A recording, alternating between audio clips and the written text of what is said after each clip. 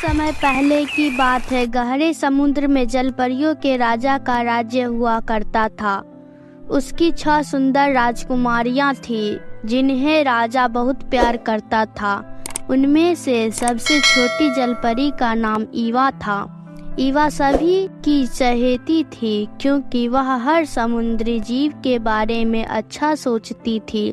वह भी जरूरत पड़ती थी तो वह खुशी खुशी उनकी मदद कर देती थी, लेकिन यह बात बाकी जलपरियों को अच्छी नहीं लगती थी।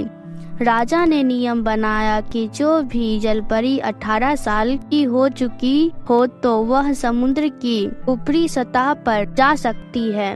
इस तरह उन्हें समुद्र के बाहर की दुनिया को देखने का मौका मिलता था।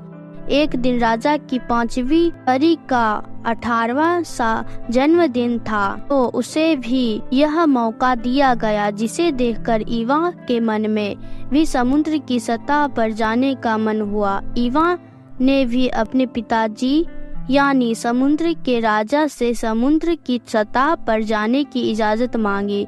इस पर राजा ने यह कहते हुए मना कर दिया कि समुद्र की सतह पर जाने के लिए वह अभी बहुत छोटी है। इस घटना के बाद से ईवा को अपने 18वें जन्मदिन का इंतजार रहने लगा। समय बीतता गया और ईवा अपनी दादी से समुद्र के बाहर की दुनिया के बारे में पूछती रहती थी। दादी की कहानियों से ईवा को इंसानों के बारे में भी पता चला। दादी माँ ने ईवा को यह भी बताया कि हमारी उम्र 300 साल होती है और हम मरने के बाद झाग बन जाते हैं। वही जिस परी का दिल नेक और सच्चा होता है उसे आसमान की परी बन अपने साथ ले जाती है और उस जलपरी को भी परी बना देती है।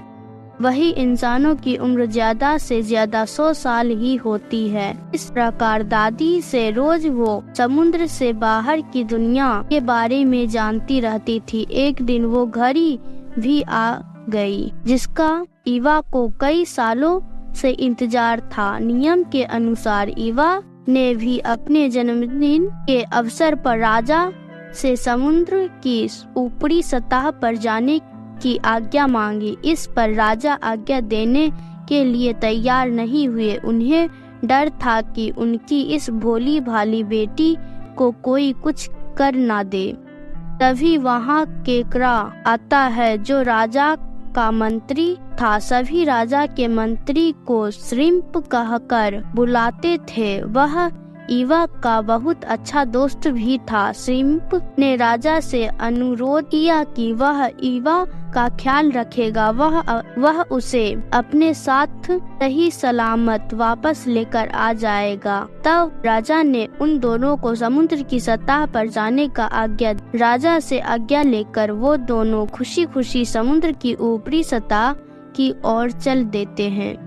जैसे ही ईवा ने समुद्र के ऊपर की दुनिया देखी, वह देखते ही रह गई। उसने वहाँ हवा को महसूस किया। वह हवा ने उड़ते हुए पक्षी देखे, सूरज को देखा। वह यह सब देख ही रही थी कि अचानक उन्हें एक बड़ी नाव आती दिखाई दी।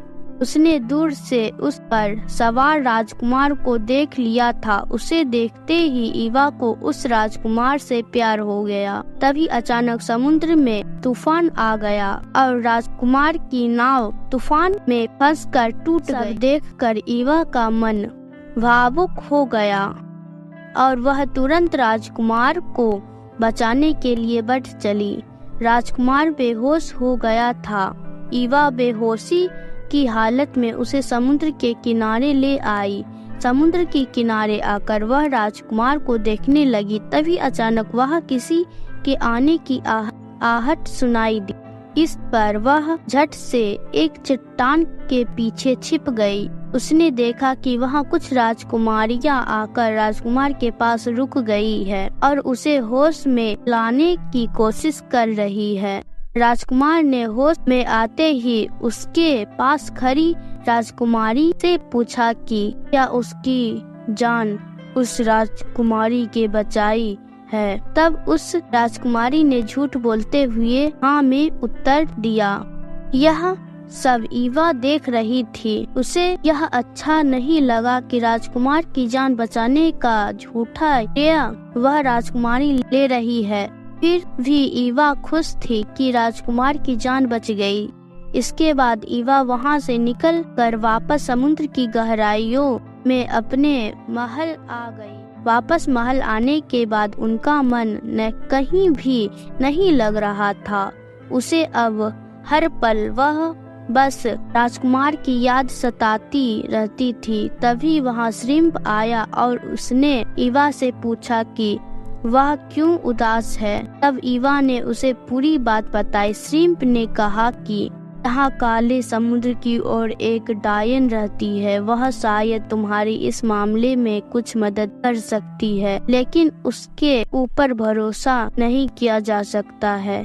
ईवा किसी भी हालत में राजकुमार को पाना चाहती थी। इस कारण वह बिना कुछ सोचे समझे डायन के पास जाने के लिए चल देती है। डायन ने जैसे ही उसे अपनी गुफा में आते हुए देखा तो जादुई आईने से इसके बारे में पूछा। तब आईने ने बताया कि वह राजकुमारी है जिसका दिल बहुत साफ है। वह बहुत जल्दी आसमान की परी बनने वाली है। जिस दिन वह परी बनेगी उस दिन तुम्हारे पाप की दुनिया और हमारा दुनिया तुम्हारा दोनों का अंत हो जाएगा। डायन ने यह सुना तो उसने कहा कि मैं ऐसा कभी नहीं होने दूंगी। इतने में ईवा डायन के पास पहुंच जाती है और अपने दिल की बात उसे बताती है। इस पर डायन कहती है कि वह उसकी मदद तो कर सकती है, लेकिन जब वह इंसान बनेगी तब उसकी आवाज चली जाएगी। यह सुनकर ईवा कुछ देर सोचने लगी। फिर उसने कहा कि